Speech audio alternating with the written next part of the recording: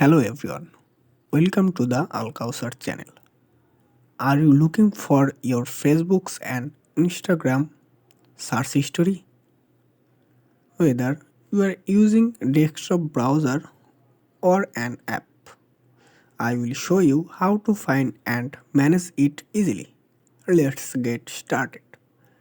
First, go to Facebook's homepage and click on your account, then click on Settings and Privacy, followed by Settings. In the Settings menu, you will see Account Center at the top. Click on it. Under your information and permissions, you will find the option to view search history. From there, you can access both your Facebook and Instagram search history.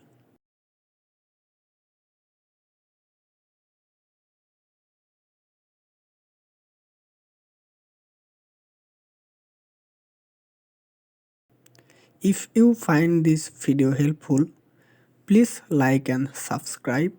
Thanks for watching, and I look forward to seeing you in the next video.